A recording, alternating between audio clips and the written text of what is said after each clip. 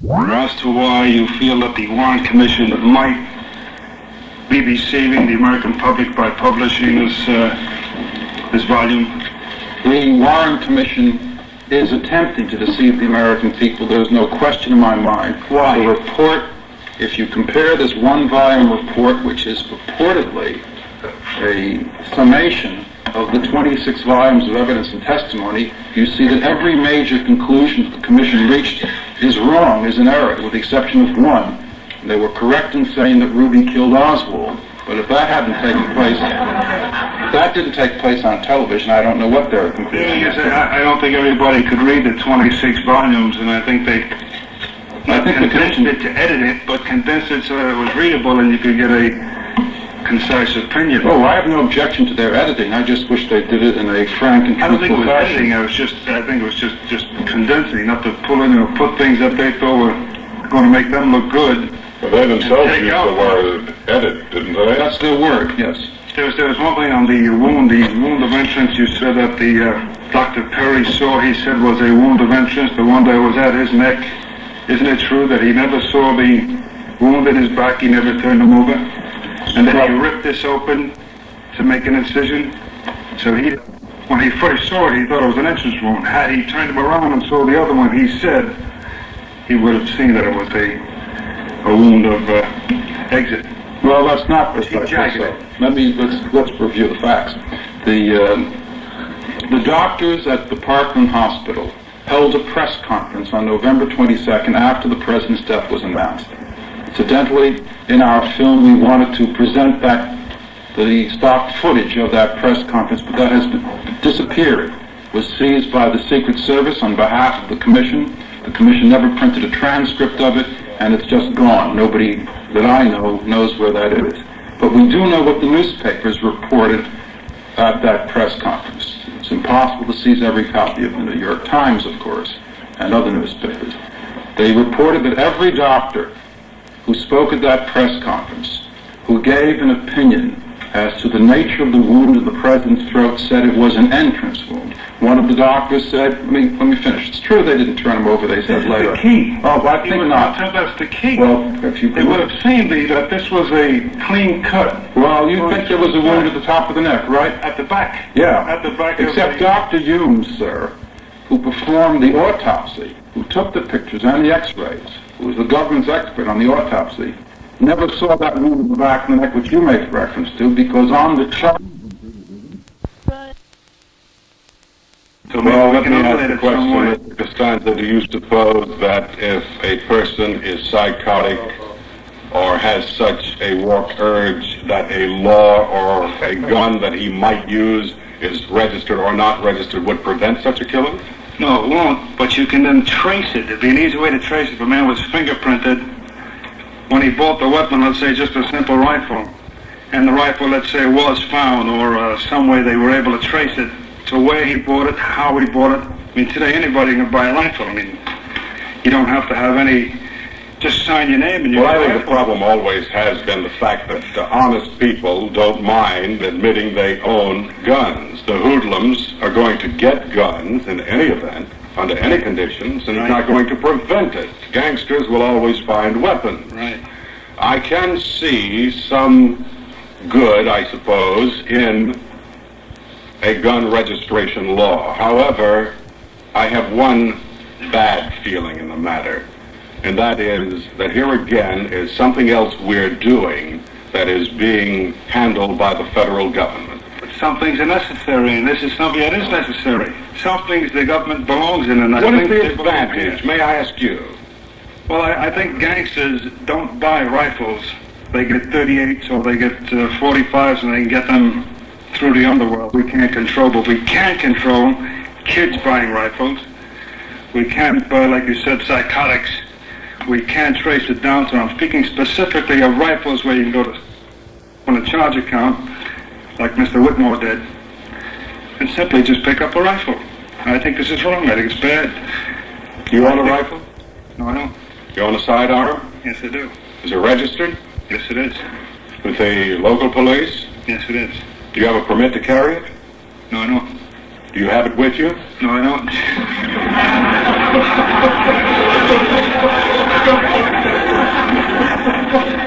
Search that man.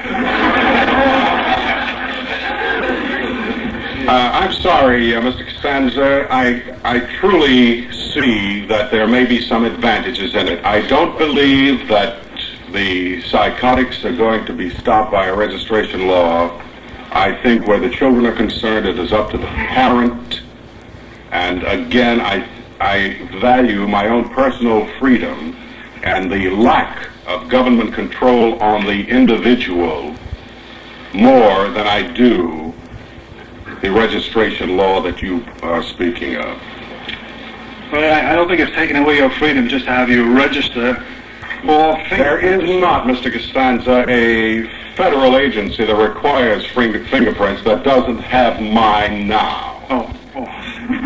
That's your Oh, we can get it again with the rifle.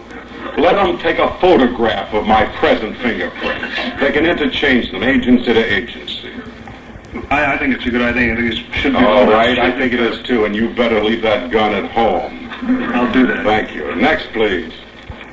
Where is the lady? There was a lady here earlier.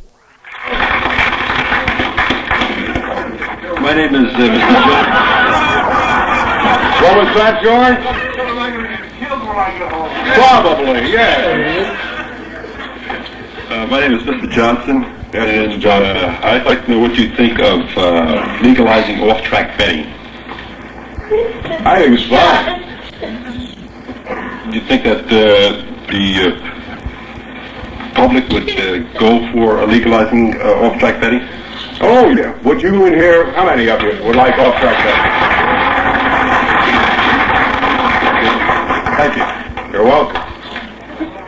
Any others? Brian Wonders open. Civilians have been killed in U.S. bombing raids in the Hanoi area. In the ad, it will happen again. Sources said today that Open side. Now I'm going to take a moment out to tell you about Jim, Mike, and Lou. Who are Jim, Mike, and Lou? Well, these are the three young guys who own Park Shell Service over at the corner of Belmont Avenue and Wyandanch Boulevard. Not only are they three nice guys who have a little business that they're running for themselves to support their families, but they are, like most of us, guys who are interested in making their business move and grow. In order to do that, they realize that they've got to take really good care of their customers. Now, when you drive into Park Shell Service and you go to get some gas, automatically your oil is checked, automatically the water is checked. They take a look at the battery, make sure that the battery is, up to the level it should be. And, of course, barring the fact that it may be in the rain or anything else, get your windshield clean and everything else. Good service is the key to Park Shell Service. So speaking about good service, their winterizing special is the best service you can get. You get 2 gallons of Shell antifreeze, a lube job. You get your oil changed and the oil filter changed also. Good afternoon, open line. Mr. Davis. Yes, sir. I was just thinking, I think people make one mistake with this Negro problem, attempting to lump all Negroes together. That's true. Let's say somebody living in a $20,000 area or a $35,000 area, and if a Negro did live next door to them, how would they have the audacity to say that they don't want these people to live next door without even knowing them beforehand? Well, this is the ridiculousness of the situation. People who, middle-income people who have made a good investment in their home, put down a good down payment, pay a mortgage, pay taxes, do all the things that just about everybody does in order to be a homeowner. I don't know where they get the assumption that if the family skin is black, they can get a house any easier than the people who are already in the neighborhood. It means the Negro family that would want to move into this neighborhood, not because they're blockbusting, but because they want to live in a nice neighborhood, Right. has to apply for a mortgage, have to buy the house, they have to come up with the down payment, they have to apply for the mortgage, their credit has to be checked out in the terms of things that they've made payments on before. They have to have a credit reputation, they have to prove financial stability, and the ability to pay for that house the way anybody else does. Right. Let's assume that the Negro buying that home next door does turn out to be a sour apple, right? Yeah, but if that sour apple was an Italian, Yeah, or if it was a Polak. Yeah. A sour apple is a sour apple. You just have to accept it as that rather than lump all of them together. You see, this is part of the whole mistaken concept of the thing that I've never been able to grasp. You take people taking the word, the black power. I think most people knew what black power meant. It meant simply political power. It meant simply wanting to get up on an equal level. Oh, sir, it was fairly obvious to me. I don't know who else it was obvious to. And I think most people, what they don't like, which they won't accept, is that if a Negro does look them in the eye and say, I'm as good as you. And I think this might hurt too many people who may say that they say, well, they're all right, that I'll accept them as equal, but in that one instance, I don't think they will. Well, it's a funny thing. Mankind, human beings, and part of the thing that we should be trying to continually fight is our egos. We, human beings, are egomaniacs. And throughout history, it doesn't make any difference whether it was color, religion, ethnic background, or whether it's the color of the eyes or hair, blondes against brunettes. It seems a base inherent factor in man that he's got to have somebody to degrade. Right, that's right. That southern cracker farmer down there knows no matter how stupid he is, there's somebody that's going to be... Somebody he can stomp on, right. That's right, he's got somebody there. I think people accepting this make a sad mistake. This is a thing that was... By the way, I didn't mean to bring it up, but it was brought up, and it was brought up very, very well. Last week, in one of the movies on television, I believe it was Thursday night, they had a prize-winning play on called A Raisin in the Sun, which goes through this particular process, takes you into a Chicago ghetto, and through an insurance policy and explain the background. These people get $10,000 of the death of the father of the young man and want to use part of that money to buy a house out of the ghetto.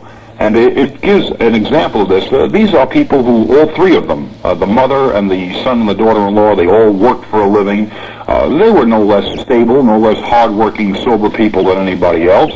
And the inability or the things they ran into in trying to buy a house, not in a white neighborhood, but in any neighborhood where they could buy a decent house, which just so happened to be the white neighborhoods. It just seems to me that there's a mythology connected with this too. I think socialization is private, personal things. Who you want to socialize is your own. Hey, listen, let me tell you something about that. Infringe upon the rights of other people. When you legislate, like has been done down south, where these people have to request their civil rights, they have as much civil rights as Americans. Who passed the law that we can have our civil rights? I've been living in my present location for 2 years. I rent a house. I know by a nodding, speaking acquaintance to about 6 people out of my block. I don't think, except maybe once a year individually, do I ever gather with them socially. I say hello and goodbye to them as I walk past them, and how are you? In the summertime, if they're in the front yard and we're in the front yard, we'll stand around for a few minutes and talk. But we really do not, we don't travel in the same social circles because we have different interests. But there's nothing in the block that says you have to, If you have a private club that says, let's say it's a Italian American club or a Polish American club, and you've restricted it to that. But when you open a store, or when you have an apartment house, or you have anything that's a public facility, where can you come up and say, well, no, I'm restricting you to let's say, none, or just whites? Yeah. Or, break it down to just Polak. It's break it down to, it just doesn't work. It's a funny part about this, too, and this is one of the criminal, unfortunate aspects of this segregation situation involving who lives where. That in many of the ghettos in New York, the Harlem areas, and in many of the Chicago ghettos, the Negro family or the Puerto Rican family that lives there is actually paying as much rent or as you would pay for a nice small house somewhere because of these tenement bosses and these tenement lords as they would be if they were allowed to live in a nice neighborhood. It's unfortunate. Too many people just don't believe that. They think that might be... Yeah, the guy's getting it for like $40 a month. I know it was brought out one time that a Negro family with 4 children, a mother, a father, and 4 children, were living in a 1-bedroom apartment in Harlem where there was a bedroom, a kitchen, a living room, and a bath, and we're paying $135 a month. Yeah. Do you know what you can buy for $135 a month in the way of an apartment? And they And the crux of it that these people are so disheartened. They've been knocked down so long. I mean, this goes way back when their fathers came over and their fathers' fathers and fathers' fathers who have been castrated, I don't like to use that word, but this is what it is. They've been smashed down so far down and told that they're no good, and the chance out that they'll never be able to get that. This generation I was trying to get out of that. That's right. That's what they're trying to do. Lost hope. And this is the reason that, I mean, there's a symptom for the drinking. There's a symptom for the drugs, right? There is. Well, I believe there is. And I think it's just come to the point, too, where this generation, as you talk about it, either feels you're going to either open the door for us or we're going to break it down. That's right. You see, the thing is, it costs money to have things like Head Start. But it also costs money to have things like prison. Yeah. You have a choice to be the one or the other. I think on the one aspect, we can lay out this extra money and do some good and help these people out. Okay, sir, listen, I have to move along. It was nice talking to you. Bye-bye now. All right, let's... This is Johnny Carson. If you're in uniform, bored, lonely, and a long way from home... Homes by the chimney with care, all visions of sugar plums. And we return to ride as a service is no longer authorized by the Department of Defense. And I understand there's another show, the other show, here and I, but that some of the callers had stated all visions of... Yes, sir. I was just wondering, what you feel about 1964 when the country overwhelmingly rejected Goldwater, that the reason was that they didn't want the war to be escalated? I mean, doesn't it sound fair that the reason Mr. Johnson really got a landslide was because they thought he would maybe set some kind of peaceful policy or maybe try to get a coalition government or something? Well, sir, Vietnam? Yeah, let me make a statement that I made probably a year ago. And again, my position has not changed on this, too. That after the 1964 elections, considering, and in no demeaning way to Mr. Goldwater, the overwhelming victory that Lyndon Johnson had, he had the mandate at that time to do anything he pleased, right, because the people were behind him. Mr. Johnson. Yes, Johnson, rather. And I think perhaps he had one of the greatest opportunities that every American president had. He could have been the hero of the 60s by settling the situation. I think he had a mandate to slow this war down, or maybe to stop it. What do you feel is his reason for continuing his policy for this? Is he trying to go down in history as a tough president? Is he trying to go down in history? I don't think as much that. I don't think... Has he painted himself into a corner now that he can't get out without saving his own face? In 1964, there was no congressional investigation made of it before the election. There was peace proposals made. That died out so fast, not even Congress attempted to investigate it to find out just what the story was. Sir, at the risk... Get a proposal. Get a proposal. You're asking a question, you don't give me a chance to answer it. I was going to say, at the risk of sticking my neck way out, and I mean way out, and again, it's a more or less of a political or an economic opinion if you want. I believe that the administration did what they did in order to give the economy of this country a shot, which apparently it sorely needed at that time.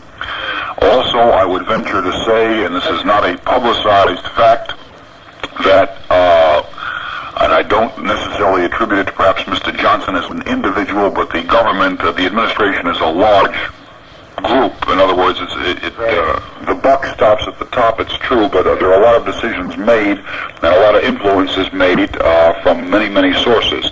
There are a number of civilian construction companies over in Vietnam now cleaning up. And I don't mean cleaning up the country, I mean cleaning up dollars and cents wise. They are paying laborers who are willing to go to Vietnam, to Blacktop and so forth, $12,500 to $14,000 a year. You remember that story you once said where we were paying, I think you said it, where we were paying 3 American oil companies. Right, we were bribing the Viet Cong not to invade those lines? That's right. Wasn't you that said that? That's right. Isn't this a great reflection on us? we, the United States, that we have to keep our economy up and slaughter 18-year-old or 19-year-old boys. This to me is really... Well, let me put it this way, sir. Thank you, Gordy. All right. Gordy Baker's behind me. He just dropped his teeth.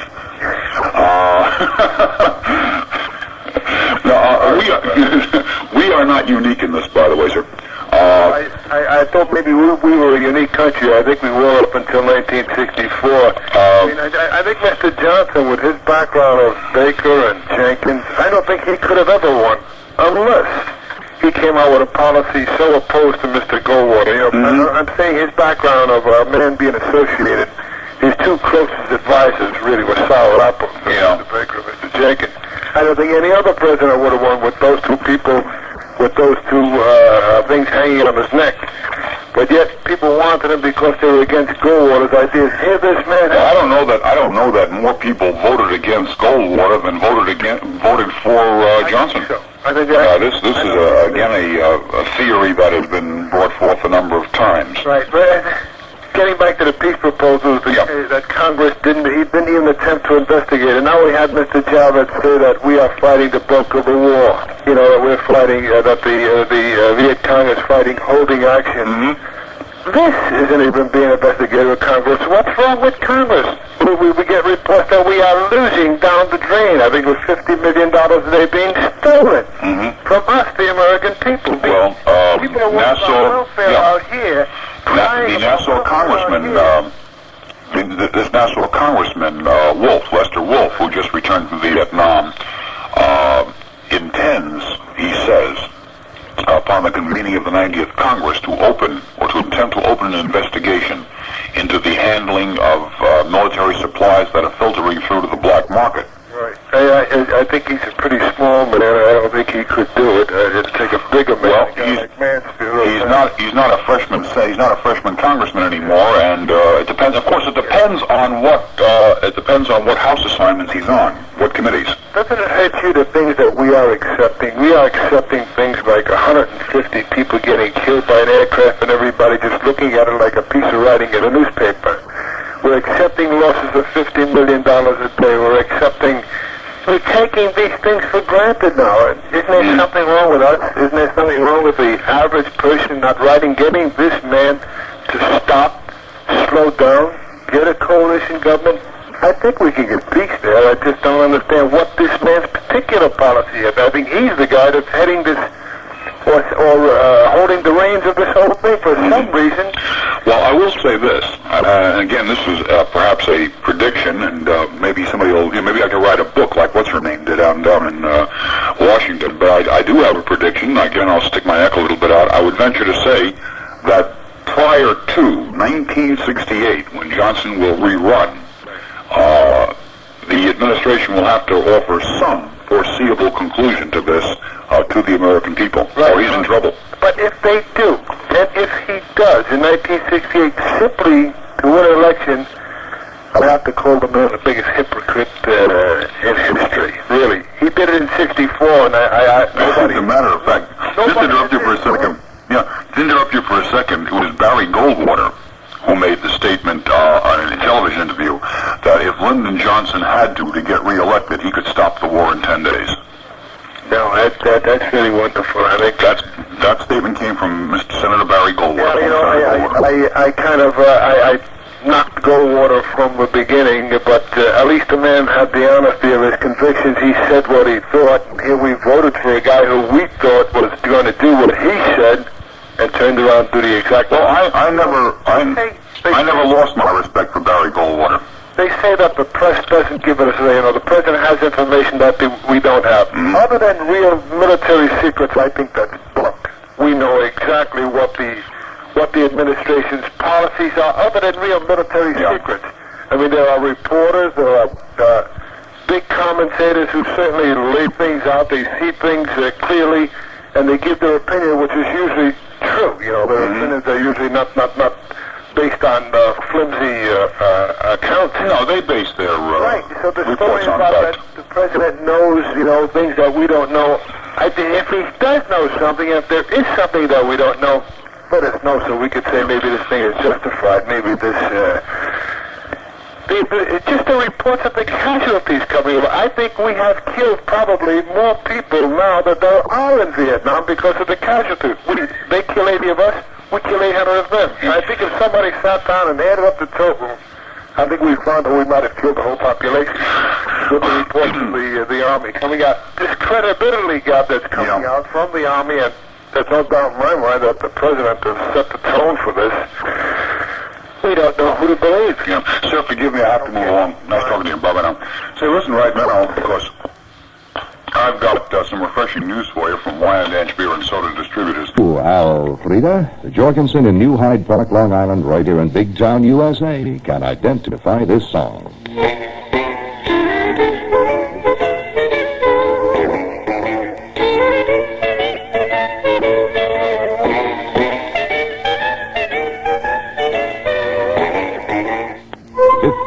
Seconds, Mrs. Jorgensen. Package of...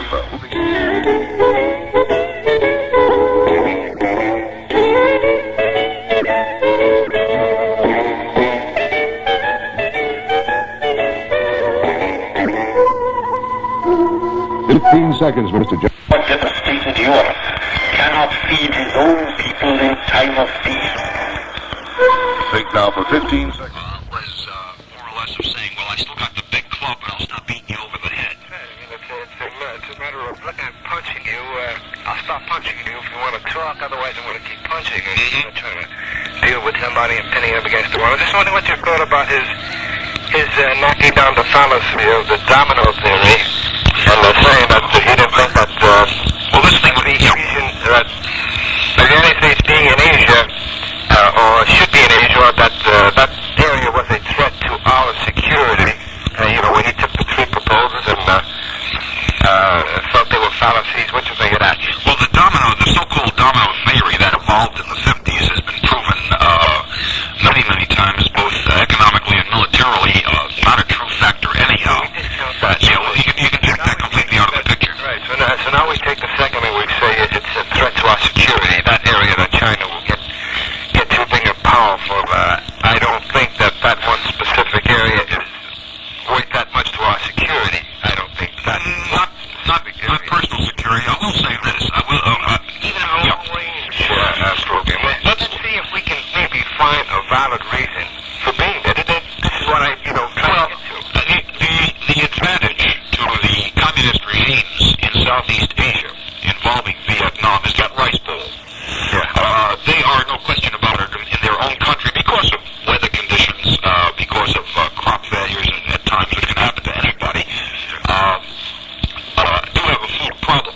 This rice bowl, but as a matter of fact, right now, where this Mekong Delta, where we have just sent troops in this Iron Triangle, is the rice bowl, which can do an awful lot to the economic structure of the communist countries in that area.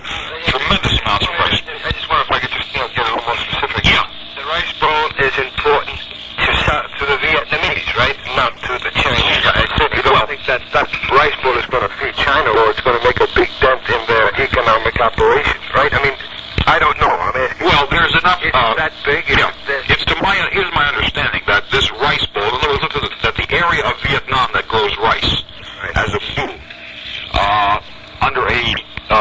because of their weather conditions where they are consistently favorable situations, they have very little famine situations there, can produce enough rice to supply most of Southeast Asia with their 80% of their needs. Is that right? This is what I understand, yes. And this is one of the problems. No, taking into consideration, following it the way I have, what Ho Chi Minh has to say, what the statements that come from North Vietnamese press through Hong Kong and through Japan, taking into consideration statements made by our own press, by Johnson, McNamara, Rusk, and so forth, I think, frankly, we have reached an impasse here in the fact that both countries, neither one now, or both of them realize that there are no overwhelming military victories possible. I think now we are in a basis of pride on both sides. Neither side wants to be the one that gives in first. I'm just wondering, in Korea we had an army overrunning another nation, right? Mm-hmm. Black and white. Here we have no line. Have there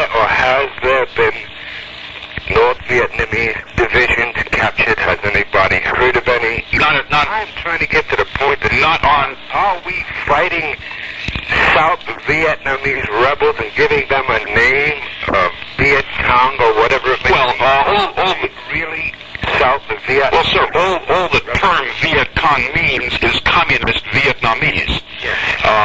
In other words, in translation, this is all it means. They are South Vietnamese. Well, it's oddly enough, there is no such thing as North Vietnamese people or South Vietnamese people, just as the same, just as the same as... It was the basis for the United States saying that the North is trying to take over the South. Have we gotten any, not divisions, battalions, companies? Have we captured any companies?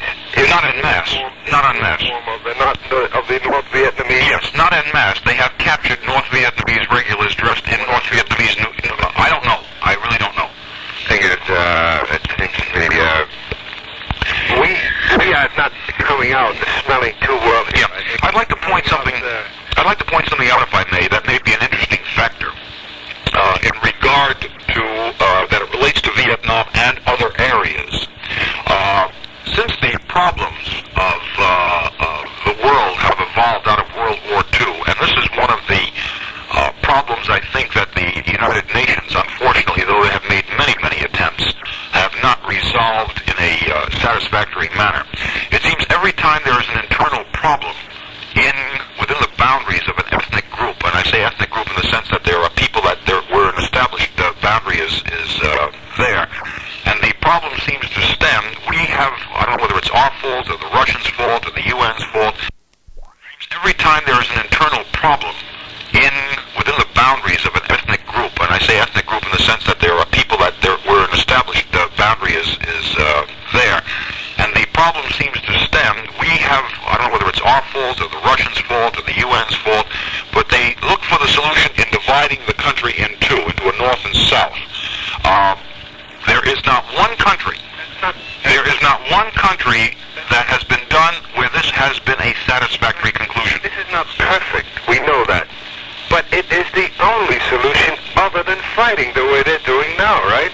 We know it's not perfect. It's not perfect in South Vietnam. It's not perfect any place we have split anything. But isn't it better than what's going on now? Well, no, what I'm saying, sir, is this, that whether it's Vietnam, Middle East, whether it's Korea, if it happens to be in areas of Africa where they're doing the same thing, the dividing of a country does not solve anything. If there's an internal problem, the internal problem has to be worked out within the country as a unit. Surprisingly enough, we lived 100 years after his time, but in our own country, Abraham Lincoln recognized this.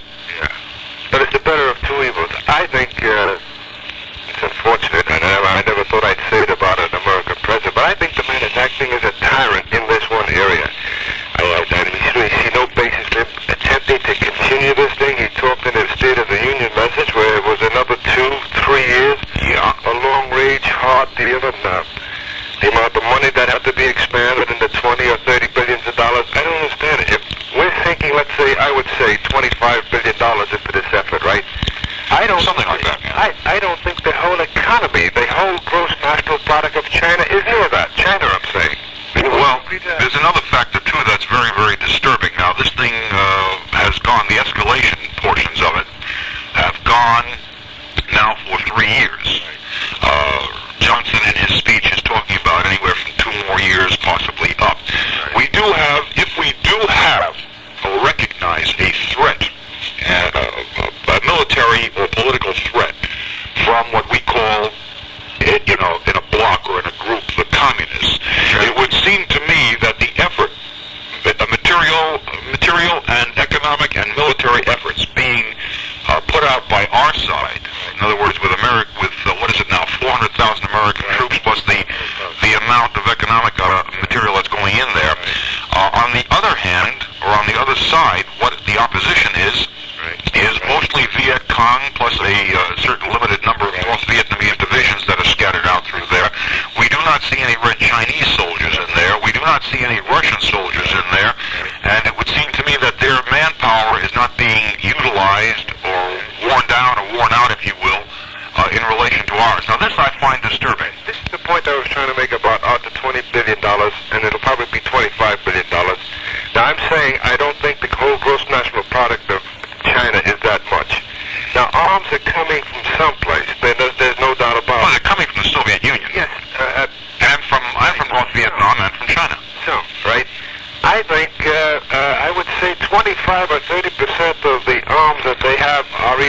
captured, stolen. That we are actually fighting against our own. Yeah, there was a story that broke a couple of months ago where they had stolen 500 limpet mines.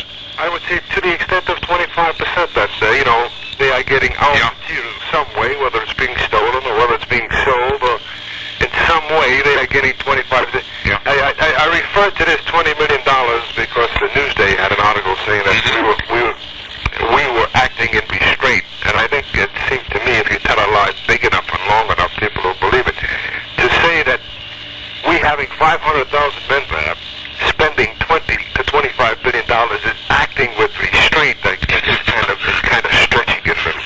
Sir, forgive me, I must go. I'm running into my news and I have a couple of spots to do. Bye-bye now. Nice talking to you. All right, let's get a couple of messages out of the way. Here